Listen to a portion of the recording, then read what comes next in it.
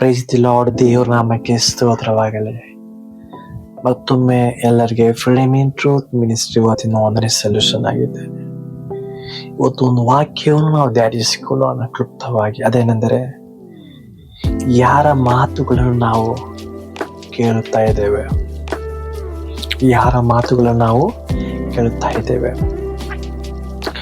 ಇತ್ತೀಚಿನ ದಿನಗಳಲ್ಲಿ ಬೋಧಕರು ಹೆಚ್ಚಾಗಿದ್ದಾರೆ,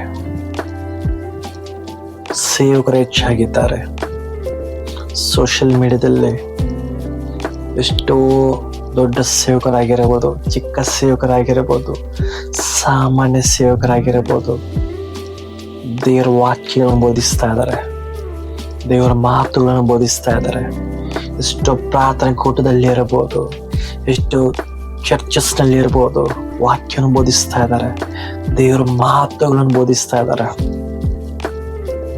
ಆದರೆ ಪ್ರತಿಯೊಂದು ಮಾತು ಅದು ದೇವರ ಬಾಯಿಂದ ಬಂದದ್ದಲ್ಲ ಅಂತ ಹೇಳುವುದಕ್ಕೆ ನಾನು ಈ ಚಿಕ್ಕ ವಿಡಿಯೋ ಮಾಡ್ತಾ ಇದ್ದೇನೆ. ದೇವರ ಮಾತು, ದೇವರ ವಾಕ್ಯ ಅದು ಕಾರ್ಯ ಸಾಧಕವುಳ್ಳದಾಗಿದೆ. ಹಲ್ಲೆಲೂಯಾ. ದೇವರ ವಾಕ್ಯವು ಜೀವವುಳ್ಳದಾಗಿದೆ. ಹಲ್ಲೆಲೂಯಾ. ಆ ವಾಕ್ಯವು ನಮ್ಮ ಜೀವಿತದಲ್ಲಿ ಕಾರ್ಯವನ್ನು ಮಾಡುವಂಥದ್ದಾಗಿದೆ. ಆ ವಾಕ್ಯವು ನಮ್ಮ ಜೀವಿತದಲ್ಲಿ ಜೀವವನ್ನು ಕೊಡುವಂಥದ್ದಾಗಿದೆ. ಆದರೆ ಇತ್ತೀಚಿನ ದಿನಗಳಲ್ಲಿ ನಾವು ವಾಕ್ಯಗಳನ್ನು ಕೇಳ್ತಾ ಇದ್ದೇವೆ, ದೇವರ ಮಾತುಗಳನ್ನು ಎಷ್ಟೋ ಕೇಳ್ತಾ ಇದ್ದೇವೆ. ಆದರೆ ಅದರಿಂದ ನಮ್ಮ ಜೀವಿತದಲ್ಲಿ ಜೀವನ ನೋಡ್ತಾ ಇಲ್ಲ ನಾವು. ಅದರಿಂದ ನಮ್ಮ ಜೀವಿತದಲ್ಲಿ ಯಾವ ಕಾರ್ಯವೂ ಸಾರ್ಥಕವಾಗ್ತಾ ಇಲ್ಲ. ನೋಡಿರಿ, ಉದಾಹರಣೆಗೆ ಮತ್ತಾಯ 4ನೇ ಅಧ್ಯಾಯ 18ರಿಂದ 20 ವಚನ ಈ ರೀತಿಯಾಗಿ ಬರೆಯಲ್ಪಟ್ಟಿದೆ. ಹೀಗಿರುವಲ್ಲಿ ಯೇಸು ಗಲಿಲಾಯ ಸಮುದ್ರದ ಬಳಿಯಲ್ಲಿ ತಿರುಗಾಡುತ್ತಿರುವಾಗ ಅಣ್ಣ ತಮ್ಮಂದಿರಿಬ್ಬರು ಬಲೆ ಬೀಸುವುದನ್ನು ಕಂಡನು. ಅವರು ಪೇತ್ರನೆನಿಸಿಕೊಳ್ಳುವ ಸೀಮೋನ ಮತ್ತು ಅವನ ತಮ್ಮನಾದ ಆಂದ್ರೆಯ, ಅವರು ಬೆಸ್ತರು, ಸಮುದ್ರದಲ್ಲಿ ಬಲೆ ಬೀಸುತ್ತಿದ್ದರು. ಅವರಿಗೆ ಆತನು, ನನ್ನ ಹಿಂದೆ ಬನ್ನಿರಿ, ಮನುಷ್ಯರನ್ನು ಹಿಡಿಯುವ ಬೆಸ್ತರನ್ನಾಗಿ ನಿಮ್ಮನ್ನು ಮಾಡುವೆನು ಎಂದು ಹೇಳುತ್ತಲೇ ಅವರು ತಮ್ಮ ಬಲೆಗಳನ್ನು ಬಿಟ್ಟು ಆತನ ಹಿಂದೆ ಹೋದರು. ಹಲ್ಲೆಲೂಯಾ. ಇಲ್ಲಿ ಇಬ್ಬರು ಅಣ್ಣ ತಮ್ಮಂದಿರು ನೋಡ್ತಾ ಇದ್ದಾರೆ. ಅವ್ರು ಯಾರಂದ್ರೆ ಬೆಸ್ತರು, ಅಂದ್ರೆ ಮೀನ ಹಿಡಿಯುವಂಥವ್ರು. ಅವರು ಬಲೆಗಳನ್ನು ಬೇಯಿಸುತ್ತಿರುವಾಗ ಯೇಸು ಕ್ರಿಸ್ತನು ಅವ್ರ ಹತ್ರ ಹೋಗಿ ಈ ರೀತಿಯಾಗಿ ಹೇಳ್ತಾ ಇದ್ದಾನೆ. ಅದೇನೆಂದರೆ, ನನ್ನ ಹಿಂದೆ ಬನ್ನಿರಿ, ಮನುಷ್ಯರನ್ನು ಹಿಡಿಯುವ ಬೆಸ್ತರನ್ನಾಗಿ ನಿಮ್ಮನ್ನು ಮಾಡುವೆನು ಎಂದು ಹೇಳುತ್ತಾಳೆ. ಅವರು ತಮ್ಮ ಬಲೆಗಳನ್ನು ಬಿಟ್ಟು ಆತನ ಹಿಂದೆ ಹೋದರು. ಹಲ್ಲೆಲೂಯಾ. ನೋಡ್ರಿ, ಯೇಸು ಕ್ರಿಸ್ತ ಒಂದು ಮಾತಿಗೆ ಪೇತ್ರ ಹಾಗೂ ಆಂದ್ರೆಯ ಅದಕ್ಕೆ ವಿಧೇಯತೆ ತೋರಿಸಿದ್ರು. ಅವರು ಯಾವ ಪ್ರಶ್ನೆಯನ್ನು ಯೇಸು ಕ್ರಿಸ್ತನಿಗೆ ಮಾಡಿಲ್ಲ. ಅವರು ಯೇಸು ಕ್ರಿಸ್ತನ ಮಾತನ್ನು ನಂಬಿದರು. ಹಲ್ಲೆಲೂಯಾ. ನೋಡಿರಿ, ಯೇಸು ಕ್ರಿಸ್ತ ಹೇಳಿದ ತಕ್ಷಣ ಅವರ ಜೀವಿತದಲ್ಲಿ ಒಂದು ತೀರ್ಮಾನ ನೋಡ್ತಾ ಇದ್ದೇವೆ. ಯೇಸು ಕ್ರಿಸ್ತನು ಹೇಳಿದ ತಕ್ಷಣ ಅವರ ಜೀವಿತದಲ್ಲಿ ಒಂದು ಭವಿಷ್ಯದ ಬಗ್ಗೆ ಒಂದು ನಿರೀಕ್ಷೆಯನ್ನು ನೋಡ್ತಾ ಇದ್ದೇವೆ. ಯೇಸು ಕ್ರಿಸ್ತ ಹೇಳಿದ ತಕ್ಷಣ ಅವರ ಹೃದಯದಲ್ಲಿ ಒಂದು ನಂಬಿಕೆಯನ್ನು ನೋಡ್ತಾ ಇದ್ದೇವೆ. ಅಂದರೆ ಹೃದಯದಲ್ಲಿ ಪ್ರತಿಕ್ರಿಯೆಯನ್ನು ನೋಡ್ತಾ ಇದ್ದೇವೆ. ಹಲ್ಲೆಲೂಯಾ. ಯೇಸು ಕ್ರಿಸ್ತ ಮಾತಾಡುವಾಗ ನಮ್ಮ ಹೃದಯದಲ್ಲಿ ಅದು ಕಾರ್ಯವನ್ನು ಮಾಡುವಂಥದ್ದಾಗಿದೆ. ಹಲ್ಲೆಲೂಯಾ. ಯೇಸು ಕ್ರಿಸ್ತನು ನಮ್ಮ ಜೊತೆ ಮಾತಾಡುವಾಗ ನಮ್ಮ ಜೀವಿತದಲ್ಲಿ ಜೀವ ಬರುವಂಥದ್ದಾಗಿದೆ.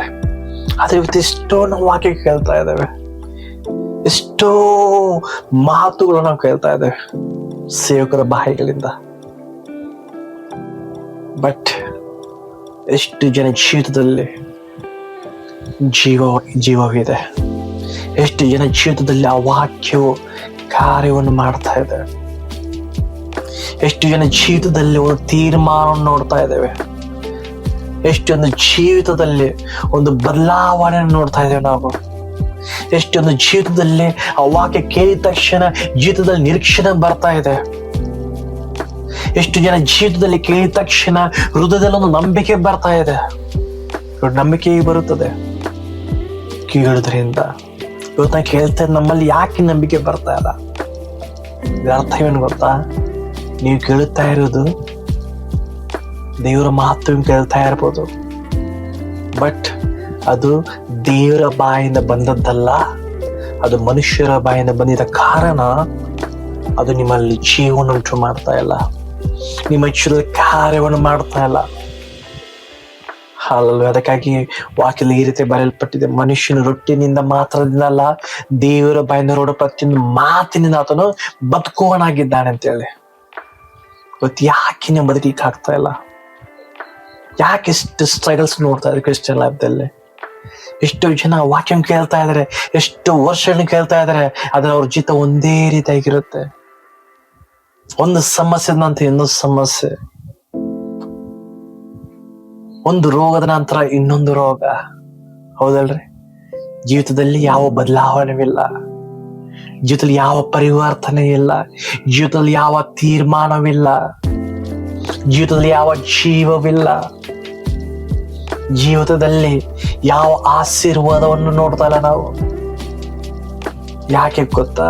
ನೀವು ಕೇಳುತ್ತಾ ಇರೋದು ವಾಕ್ಯ ಅದು ದೇವರ ಬಾಯಿಂದ ಬಂದದ್ದಲ್ಲ. ಒಂದು ವೇಳೆ ಅದು ದೇವರಿಂದ ಬಾಯಿಂದ ಬಂದಿದ್ದಾದ್ರೆ ನಿಮ್ಮ ಜೀವಿತದಲ್ಲಿ ಒಂದು ತೀರ್ಮಾನ ನೋಡ್ಬೋದು. ನೀವು ನೋಡಿ, ಯೇಸು ಹೇಳಿದ ತಕ್ಷಣ ಅವ್ರು ತಮ್ಮ ಜೀವನ ತೀರ್ಮಾನ ತೆಗೆದುಕೊಂಡ್ರು. ಏನು? ಇವತ್ತಿನ ಯೇಸು ಕ್ರಿಸ್ತನನ್ನು ಹಿಂಬಾಲಿಸಬೇಕು. ಹಿಂಬಾಲಿಸಿದರೆ ಮನುಷ್ಯರನ್ನು ಹಿಡಿಯುವ ಬೆಸ್ತರನ್ನಾಗಿ ಯೇಸು ಕ್ರಿಸ್ತನನ್ನು ಮಾಡುತ್ತಾನೆ ಅಂತ ಹೇಳಿ ತಮ್ಮ ಜೀವಿತದಲ್ಲಿ ಒಂದು ನಿರೀಕ್ಷೆನೆ ಬಂತು ಅವರಿಗೆ ತಮ್ಮ ಭವಿಷ್ಯದ ಬಗ್ಗೆ.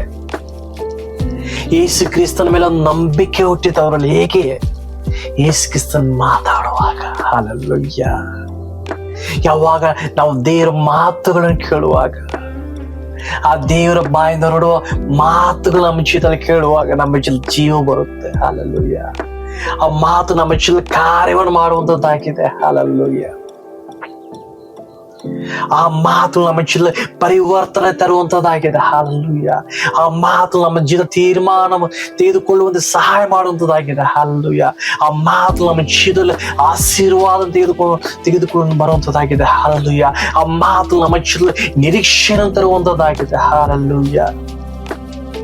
ಆ ಮಾತುಗಳು ಕೊನೆಯದಾಗಿ ನಮ್ಮ ಜೊತೆ ನಂಬಿಕೆಯನ್ನು ಹುಟ್ಟಿಸುವಂತದ್ದಾಗಿದೆ. ಹಲ್ಲೆಲೂಯಾ.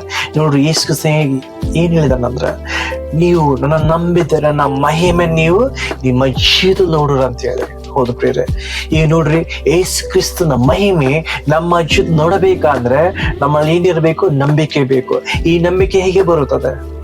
ಈ ನಂಬಿಕೆ ಕೇಳುವುದರಿಂದ ಬರುತ್ತದೆ. ಹಿಂಗ್ ಕೇಳ್ಬೇಕ್ರಿ? ದೇವರ ಮಾತು, ದೇವರ ವಾಕ್ಯ ಯಾರ ಬಾಯಿಂದ? ಅದು ದೇವರ ಬಾಯಿಂದ ಬಂದಿರಬೇಕು ಪ್ರಿಯ, ಮನುಷ್ಯರ ಬಾಯಿಂದಲ್ಲ. ಇವತ್ತು ಎಷ್ಟು ದೊಡ್ಡ ಸೇವಕನಾಗಿರಬಹುದು,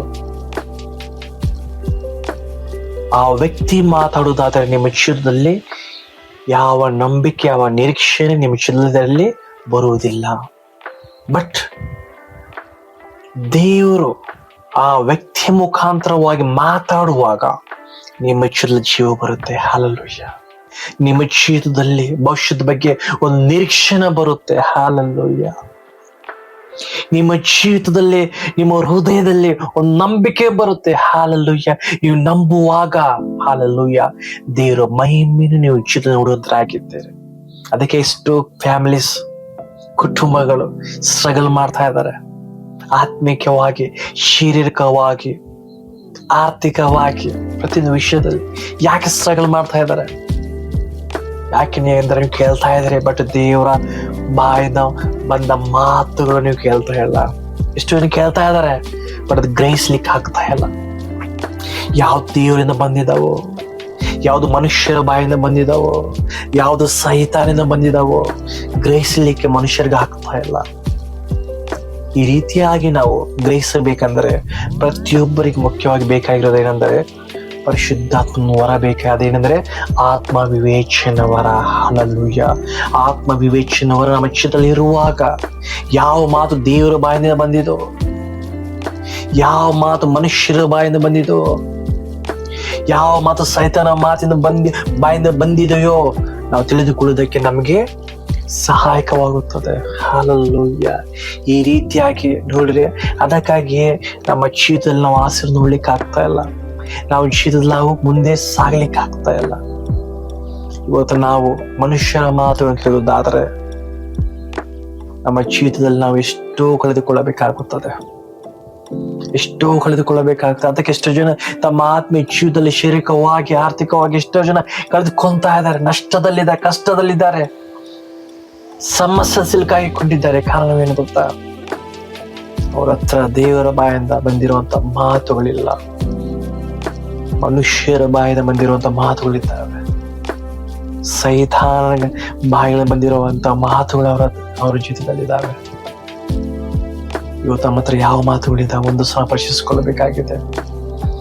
ಅದಕ್ಕೆ ಇವತ್ತಿನ ಪ್ರಾರ್ಥಿಸಿ, ದೇವರೇ ನನಗೆ ಆತ್ಮವಿವೇಚನೆ ಹೊರ ಕೊಡು, ನಾ ಕೇಳುವಂತ ಪ್ರತಿಯೊಂದು ಮಾತದು ಗ್ರಹಿಸ್ಲಿಕ್ಕೆ ನಿನ್ ಜ್ಞಾನ ಕೊಡು, ನನಗೆ ಹೊರ ಕೊಡು, ನಿನ್ನ ಆತ್ಮ ಸಹಾಯ ನೀಡಂತಿಲ್ಲಿ ನಾವೆಲ್ಲ ಪ್ರಾರ್ಥಿಸಬೇಕಾಗ್ತದೆ. ನಾವು ಕಡೆ ದಿನಗಳಿದ್ದಾವೆ ಪ್ರೇರೆ, ನಾವು ಕಡೆ ದಿನಗಳಿದ್ದೇವೆ. ಅದಕ್ಕೆ ನಮ್ಮ ಆತ್ಮ ನಾವು ಕಾಪಾಡಿಕೊಳ್ಳಬೇಕಾಗಿದೆ. ನಾವು ಈ ರೀತಿಯಾಗಿ ಜೀವಿಸುವಾಗ ದೇವರ ಆಶೀರ್ವಾದ ನಮ್ಮ ಜೊತೆ ನೋಡಬಹುದು, ಒಂದು ಬಿಡುಗಡೆ ನಮ್ಮ ಜೊತೆ ನೋಡಬಹುದು. ಹಾಲೆಲೂಯ. ದೇವರ ಮಹಿಮೆ ನಮ್ಮ ಜೊತೆ ನೋಡಬಹುದು. ಇಲ್ಲವಾದ ನಮ್ಮ ಆತ್ಮ ಕಳೆದುಕೊಳ್ಳಬೇಕಾಗುತ್ತದೆ. ಹಾಲೆಲೂಯ. ನಮ್ಮ ಆತ್ಮ ಕಳೆದುಕೊಳ್ಳುವ ಸಮಯ ಬರುತ್ತದೆ. ನಮ್ಮನ್ನು ಯಾರು ರಕ್ಷಿಸಲಿಕ್ಕೆ ಸಾಧ್ಯವಿಲ್ಲ. ಅದಕ್ಕಾಗಿ ಇವತ್ತು ಪರಿಶುದ್ಧಾತ್ಮನು ಈ ವಾಕ್ಯದ ಮೂಲಕ ನಿಮ್ಮ ಜೊತೆ ಮಾತಾಡ್ತಾ ಇದ್ದಾನೆ. ದೇವರನ್ನು ಕೇಳಿಕೊಳ್ಳಿರಿ, ದೇವರೇ ನನಗೆ ಆತ್ಮವಿವೇಚನೆ ಹೊರ ಕೊಡು, ನಿನ್ನ ಮಾತುಗಳನ್ನು ಹೇಳುವಂತೆ ನನಗೆ ಸಹಾಯ ಮಾಡು. ಕೇವಲ ನಿನ್ನ ಬಾಯಿಂದ ಹೊರಡುವ ಮಾತುಗಳು ನನಗೆ ಬೇಕು. ಯಾಕಂದ್ರೆ ನಿನ್ನ ಮಾತುಗಳು ನನ್ನ ಜೀವಿತದಲ್ಲಿ ನಿರೀಕ್ಷೆ ಉಂಟು ಮಾಡುವಂಥದ್ದಾಗಿದೆ, ನಂಬಿಕೆ ಹುಟ್ಟಿಸುವಂಥದ್ದಾಗಿದೆ, ತೀರ್ಮಾನ ತೆಗೆದುಕೊಳ್ಳೋದಕ್ಕೆ ಸಹಾಯ ಮಾಡುವಂಥದ್ದಾಗಿದೆ, ನನ್ನ ಹೃದಯದಲ್ಲಿ ಪರಿವರ್ತನೆ ತೆಗೆದುಕೊಳ್ಳುವಂಥದ್ದಾಗಿದೆ. ಹಲ್ಲೆಲೂಯ. ಈ ರೀತಿ ಪ್ರಾರ್ಥಿಸುವಾಗ ದೇವರು ನಮಗೆ ಸಹಾಯ ಮಾಡುವಂಥದ್ದಾಗಿದ್ದಾನೆ. ಹಲ್ಲೆಲೂಯ. ನಮ್ಮ ದೇವರು ಸರ್ವಶಕ್ತನಾಗಿದ್ದಾನೆ, ಆತನ ಪ್ರೀತಿ ಸ್ವರೂಪಿಯಾಗಿದ್ದಾನೆ, ನಮ್ಮನ್ನೆಂದಿಗೂ ಕೈ ಬಿಡದ ದೇವರಾಗಿದ್ದಾನೆ. ಪ್ರೇರ. ಹಲ್ಲೆಲೂಯ. ದೇವರು ವಾಕ್ಯವನ್ನು ಆಶೀರ್ವದಿಸಲಿ. ಆಮೆನ್.